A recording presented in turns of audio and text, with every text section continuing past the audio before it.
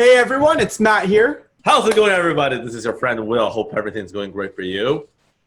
Welcome back to another episode of Savants Tech Talk. Today we're going to talk about software development best practices and how you can know when to implement them. Yeah, so many times we hear our fellow software engineers come to us and try to advocate for something that they believe in, the best way of doing things, right? Oftentimes, instead of saying, hey, that's the right way of doing things, they have discovered a much cooler way of saying that. It's called, hey man, it's the best practice.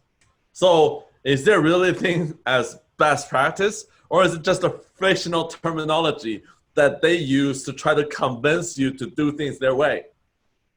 What is the best practice thingy that they're talking about, and what problems it can create for the internal development team?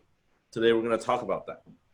Are you a passionate tech professional looking to hustle and advance your career in the tech industry? You should subscribe to our YouTube channel for all the latest tips, insights, and advice on what's going on in the tech industry.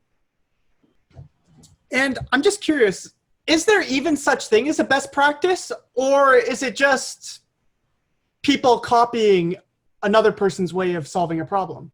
The answer is yes. You just kind of answered your own question, because the best practice is actually a conventional way of doing things. It's decided among the developers based on several design considerations. For instance, just to name a few, the scalability of your code, right? Does it buckle under the pressure when there's a lot of users? Maintainability. Is it easy to read and understand if you were to quit your job tomorrow? And is it secure? Like, for example, does your code really allow SQL injection? That couldn't be good, right? So it's those design considerations and concepts that are being thought of by the development gurus. And they really think about these problems and how to write the best code they can so they can satisfy all these design requirements. And once they come up with a consensus, they start preaching these concepts and this way of doing things. So after it's being commercialized and adopted by several companies and among the industry, it really evolved to what we call the best practice. So first of all, it does exist. And second, it is, like you said, just copying way of other people doing things. Good things that worked in the industry. Okay, but I know when people are working on a new project, they tend to take industry best practices very seriously and they don't look at things another way. Can that be dangerous? Is there examples of people trying to follow the industry best practices, but it goes terribly wrong for them? Well, let's just think about this in scenarios, right? Because think about this, like the software gurus are all thought leaders in the industry, right? So they all have their own way of doing things. And sometimes it's very clear that something is just correct. It's just a good way of doing things. For instance, like PAT 8, which is a standard convention for writing code in Python, right? But there are sometimes practices that you can adopt that will benefit you in certain scenarios. And whether or not it is right to adopt this type of best practice it really depends. Like Plato and Picasso, who's better, you know? So just to give you a few examples. Is refactoring in code a good practice? Well, normally you would say for sure it is. But imagine this. You are following a really tight schedule. You're trying to launch an MVP. Your CEO wants to add this small feature. You're in a startup, right? So everything needs to be launched quickly. Add this small feature, and it's critical because it can severely impact the success of your application.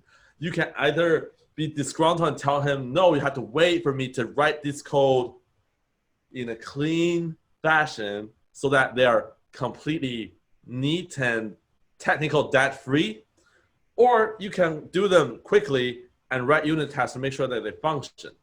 Which one is going to deliver more value to a startup? I say the second approach, because you're trying to push something to the market to quickly get some results and feedbacks, right? the code or the feature may not even exist there for a very long time. Another example is pair programming. Oh boy. Is it a good practice? I'd say so, yeah. It allows programmers to really communicate and stay focused on the problems they're trying to solve. It also give a different perspective. When one programmer is writing code, another program can chime in and tell them what could be the potential problem of the way he's writing the code, right? But what if you are in a startup that has only 2 developers, right? The first one is a front-end developer specialized in front-end. The second developer is a back-end developer specialized in back-end.